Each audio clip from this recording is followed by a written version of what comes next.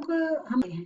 तो अब तक हम लोगों ने अपने 4 सेशन में ये समझा इस चैप्टर में क्या दे रखा है, और हमने पर्यावरण से रिलेटेड अगर कहें बहुत एक अच्छी जानकारी हासिल कर ली है। तो चलिए प्रश्न और उत्तर पढ़ते हैं, और जैसा हमेशा कहती हूँ कि देखते हैं कितना चैप्टर हमने समझा। तो पहला हमारा आज का प्रश्न है, क्या होगा यदि हम एक पोषी स्तर के सभी जीवों को समाप्त कर दें? क्या सोचते हैं? हमने पढ़ा है पोषी स्तर होते हैं, अगर एक हमने स्तर को के जीवों को समाप्त कर दिया, अगर कहीं एक पोषी स्तर पूरा खत्म कर दिया तो क्या होगा? कुछ फर्क पड़ेगा? हाँ या ना से काम नहीं चलेगा, हमें अपने आंसर को अच्छी तरीके से लिखना होगा। तो हमारा आंसर कैसे जाएगा? अगर हम एक पोषी स्तर के सभी जीवों को मार देते हैं तो अगले पोषी स्तर पर खाद्य ऊर्जा का प्रवाह बंद हो जाएगा, है ना? कि वो क्योंकि हमारा जो एक प्रवाह चल रहा है वो कहीं, क्योंकि वो एक से जीव, एक पोषी स्तर के जीव खत्म हो गए हैं, तो वो प्रवाह भी बंद हो जाएगा, जिसके परिणाम स्वरूप पारिस्थितिक तंत्र का संतुलन भी बिगड़ जाएगा। है या नहीं है? चलिए पहले पूरा आंसर सब पढ़ते हैं, उसको हम फिर डिस्कस भी करेंगे। इस कारण इस पोषी स्तर से उच्च पोषी स्तर के जीवों के लिए निर्वाह करना कठिन हो जाएगा, जबकि निचले पोषी स्तर के जीव अपनी आबादी में भारी वृद्धि प्रदर्शित करेंगे। दोनों ही परिस्थितियों में पारिस्थितिक असंतुलन हो जाएगा। तो यहाँ पे अगर हमने सपोज कर लीजिए कि जैसे अगर हमने 4 स्टेजेस देखी है और हमने 3rd स्टेज को बंद कर दिया, तो कितना एक वो होगा कि जो अपने नीचे जिस चीज का वो अपना भोजन ले रहे हैं, वो क्या होगा, उसकी मात्रा बहुत ज्यादा बढ़ जाएगी। और अगर हम उसके ऊपर भी कोई एक पोषी स्तर है तो वो उसको आदत है उस लेवल के पोषी स्तर के खाने की, लेकिन जब वो नहीं मिल पाएगा तो उनकी भी जनसंख्या, उनकी भी अगर कहें एक आबादी पर इफेक्ट पड़ेगा, है या नहीं है? तो ये हम इसको कई तरीके से समझ सकते हैं। तो जो मैंने आपको एक ट्रायंगल दिखाया था जिसमें हमने स्तर दिखाए थे, तो मैं चाहूंगी इस आंसर को पढ़ने के बाद आप उसको भी देखें और खुद आप सोचिए कि अगर ये वाली बंद हो गई, आगे या ऊपर या नीचे क्या इफेक्ट पड़ेगा। आपका आंसर आपके सामने होगा। ठीक है, चलिए दूसरा प्रश्न लेते हैं। क्या किसी पोषी स्तर के सभी सदस्यों को हटाने का प्रभाव भिन्न भिन्न पोषी स्तरों के लिए अलग अलग होगा? क्या किसी पोषी स्तर के जीवों को पारितंत्र को प्रभावित किए बिना हटाना संभव है? तो देखें, एक पोषी स्तर का वो क्वेश्चन अभी जो हमने पढ़ा था वो बना, लेकिन एक ये क्वेश्चन बन रहा है कि किसी पोषी स्तर के सभी सदस्यों को हटाने का प्रभाव भिन्न भिन्न पोषी स्तरों के लिए अलग अलग होगा। तो ये इसका आंसर क्या जाएगा? ये कहना ठीक है कि किसी पोषी स्तर के सभी सदस्यों को हटाने का प्रभाव भिन्न भिन्न पोषी स्तरों के लिए अलग अलग होगा, कि किसी की क्या होगी, संख्या बढ़ेगी, किसी की घटेगी। जो उसको अपने भोजन के रूप में लेते हैं, अब उसको कोई खाने वाला नहीं है तो उनकी तो संख्या बढ़ गई, लेकिन वो जो उस स्तर जो खत्म हो गई है, उसको जो खाने वाला जो स्तर है उसको भोजन नहीं मिलेगा तो उसकी संख्या घटेगी। यदि सभी उत्पादक मारे गए तो यह पारिस्थितिक तंत्र में प्राथमिक उपभोक्ताओं की मृत्यु का कारण बन जाएगा, क्योंकि उनको भोजन नहीं मिल रहा है। उत्पादकों की अनुपस्थिति में उपभोक्ताओं के बाद के स्तर का पर भी असर पड़ेगा, है या नहीं है? जीवों की सभी श्रेणियां खाद्य श्रृंखला के माध्यम से जुड़ी हैं, इस कारण एक पोषी स्तर में जीवों को हटाने से पूरा पारिस्थितिक तंत्र प्रभावित होगा। तो इसको अगर कहें तो इसका एक यही आंसर नहीं है। मैंने एक थोड़ा सा आपको ओरल बताया था, तो आप इसको आंसर को एक किसी एग्जाम्पल को लेकर भी लिख सकते हैं कि उदाहरण के लिए अगर जो हमारा द्वितीयक पोषी वो स्थल है वो अगर खत्म हो जाएगा तो कैसे जो प्राथमिक जो है उसकी संख्या बढ़ेगी और जो तृतीय या हमारा जो फोर्थ लेवल का जो स्थल है उनकी संख्या घटेगी। तो इस प्रकार से आप कोई भी एक वो एग्जाम्पल लेके अपने आंसर को दे सकते हैं।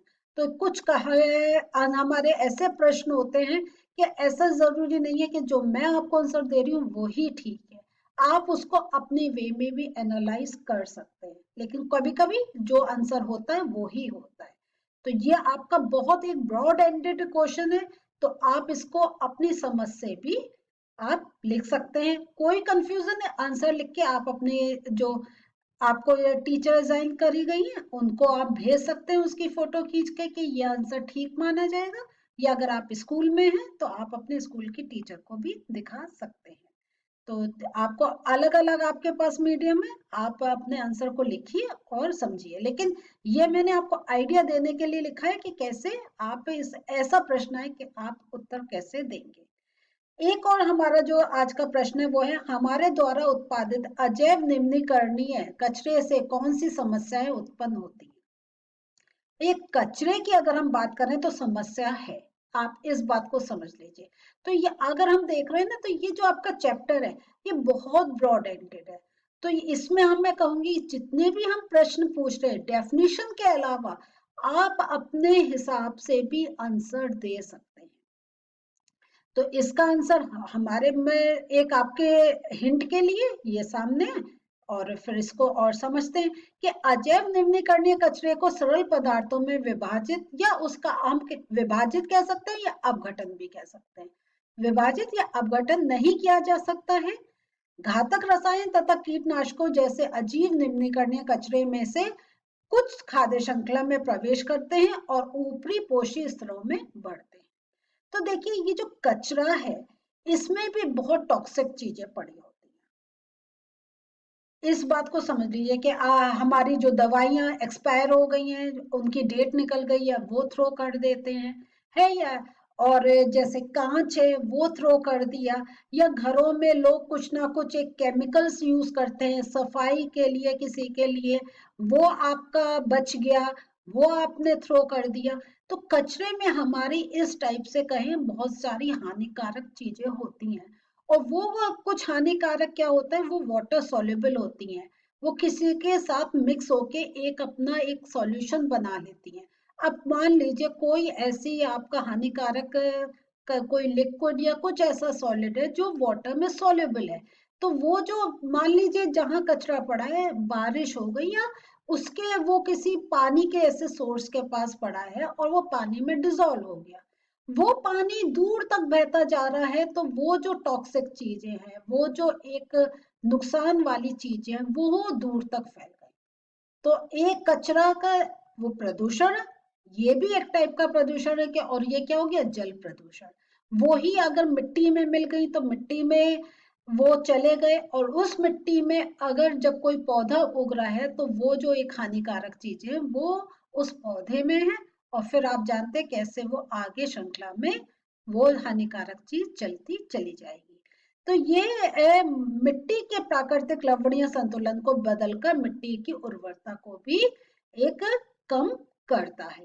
तो इसलिए हम क्या होता है कि अगर कहीं गार्बेज डिस्पोजल अलग एरिया होता है कि वो किसी खेत के पास नहीं होना चाहिए, या वहां पे किसी टाइप का भी प्रोडक्शन नहीं होना चाहिए, आप जानते कैसे हानिकारक चीजें मिट्टी में मिलके आगे श्रृंखला में चल जाती है। ये पदार्थ सामान्यतः अक्रिय है तथा लंबे समय तक पर्यावरण में बने रहते हैं, ये भी हम लोग जानते हैं। ये नहीं है जल्दी उनका डिसइंटीग्रेशन हो रहा है, वो खत्म हो जा रहे हैं, वो काफी टाइम तक हमारे एटमॉस्फेयर में प्रेजेंट है, और पर्यावरण के जीवों को हानि, वो क्योंकि वो प्रेजेंट है तो वो हानि करते चले जाएंगे।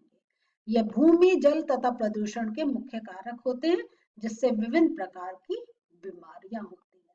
तो आज जो हम लोग कैंसर और ऐसी अलग अलग टाइप की बीमारियां, तो कहीं ये जो प्रदूषण वायु हो जल हो जैसा भी हो प्रदूषण, वो कहीं हमारे शरीर को एक बहुत एक हार्म या कह रहे हानि कर रहा है। आगे चल आगे चलते हैं और दूसरा प्रश्न लेते हैं। ओजोन परत की क्षति हमारे लिए चिंता का विषय क्यों है, इस क्षति को सीमित करने के लिए क्या कदम उठाए गए हैं। तो ओजोन आपने, चलिए एक बार जल्दी से करिए, ओजोन कैसे बनता है, रिवाइज करिए। O2 कौन सी रेस से, अल्ट्रावायलेट रेस से, वेरी गुड। अल्ट्रावायलेट रेस से क्या होता है, ब्रेक होता है, और OO के जो एक O2 मॉलिक्यूल है वो OO के एटम में ब्रेक हो जाता है। उसके बाद वो जो एक O है वो ऑक्सीजन के साथ मिलके ओजोन बनाता है। तो जैसा मैं हमेशा कहती हूँ, कहीं कुछ आपको रिवीजन का पॉइंट मिल रहा है तुरंत रिवाइज करिए। तो अब इसका आंसर क्या जाएगा, वायुमंडल के ऊपरी स्तर में ओजोन एक आवश्यक प्रकार्य संपादित करती है ना, क्योंकि वो अल्ट्रावायलेट रेस को अंदर नीचे नहीं आने देती। ये सूर्य से आने वाली पराबैंगनी विकिरण, जिसको अल्ट्रावायलेट रेडिएशन भी कहते हैं, से पृथ्वी को सुरक्षा प्रदान करती है। ये पराबैंगनी विकिरण जीवों के लिए अत्यंत हानिकारक है। तो अल्ट्रावायलेट रेस, ये तो हम जानते हैं, ये बहुत एक हानिकारक रेस होती है, और ये कैंसर का एक बहुत बड़ा रीजन है। जैसे ये विकिरण मानव में त्वचा का कैंसर उत्पन्न करती है, इसलिए ओजोन परत की क्षति हमारे लिए एक चिंता का विषय है। तो आप समझ लिए, ये कोई एक लेयर है, यहां से कुछ एक हार्मफुल चीज आ रही है, उसको रोक रहा है। अब अगर गैप हो गया तो ये चीज क्या है, नीचे आ जा रही है। तो जो नीचे नहीं आ पा रही थी वो आ जा रही है, और वो जो आ रही है उससे बहुत बड़ा एक नुकसान होने का पॉइंट बन रहा है। तो इस चीज को आप ऐसे देखिए। तो कभी अगर कभी कभी हम अपने ऐसे हाथों को चला के भी चीजों को समझ सकते हैं।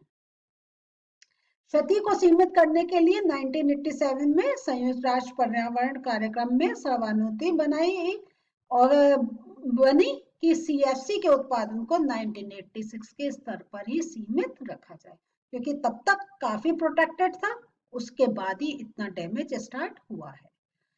एक और प्रश्न है आज का, वो है यदि हमारे द्वारा उत्पादित सारा कचरा जैव निम्नीकरण हो तो क्या इनका पर्यावरण पर कोई प्रभाव नहीं पड़ेगा। तो जैव निम्नीकरणीय कचरे सूक्ष्मजीवों द्वारा सरल पदार्थों में विघटित कर दिए जाते हैं और उत्पादकों के लिए भोजन प्रदान करते हैं, लेकिन पर्यावरण पर इसका प्रतिकूल प्रभाव पड़ता है। जैव निम्नीकरणीय कचरे के धीमे अपघटन के परिणाम स्वरूप गंध और हानिकारक गैस की उत्पत्ति होती है, और इससे जब हम सांस लेते हैं तो वो हमारे लिए हानिकारक होती है। तो अगर ये जो हम कह रहे हैं, अगर ये बायोडिग्रेडेबल है, वो हो जा रहा है, लेकिन अगर उसकी भी आपकी संख्या बढ़ गई, और तो तब भी एक, अगर कहें, एक हमारा जो बैलेंस है वो बिगड़ जाएगा। अपशिष्ट पदार्थ कुछ हानिकारक जीवों की संख्या बढ़ाने में सहायक होते हैं। जलीय माध्यम में सूक्ष्मजीवों की संख्या में वृद्धि से जल निकायों में ऑक्सीजन की कमी भी हो सकती है, क्योंकि अगर वो वाले जो हैं आपके, जो बायोडिग्रेडेबल जो आपके हैं, तो अगर उनकी संख्या बढ़ रही है तो उनको डिस्ट्रॉय करने के लिए क्या होगा, जो माइक्रो ऑर्गेनिज्म है उनकी भी संख्या बढ़ेगी, और वो जो सूक्ष्म जीवी हैं जब इनकी करेगी तो वो सब हमारे आसपास के एटमॉस्फेयर में फैलेंगे, और जब एटमॉस्फेयर में फैलेंगे तो चाहे हवा हो, चाहे पानी हो, चाहे भूमि हो, चाहे मिट्टी हो, हर जगह वो एक नुकसान करेंगे। तो इसलिए हम कहते हैं हर चीज बैलेंस में रहे, वो ज्यादा अच्छी है। जहां ऊपर या नीचे हुआ, किसी चीज की कमी या अधिकता हुई, वही हमारे पर्यावरण को एक नुकसान पहुंचा सकता है। तो आज हम लोगों ने क्या पढ़ा, आज थोड़े प्रश्न और उत्तर देखे, और ये समझा कि जो हमने चैप्टर पढ़ा तो इम्पोर्टेंट है, चैप्टर को पूरा अच्छी तरीके से समझ ले, प्रश्नों के उत्तर देने फिर कठिन नहीं लगेंगे। तो पर्यावरण की जानकारी ले ली।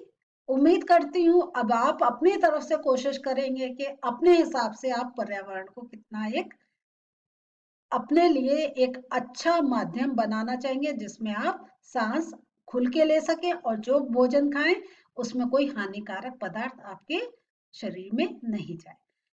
तो इसके साथ ये चैप्टर भी फिनिश हो गया। अगले सेशन में एक नए चैप्टर के साथ फिर मिलते हैं।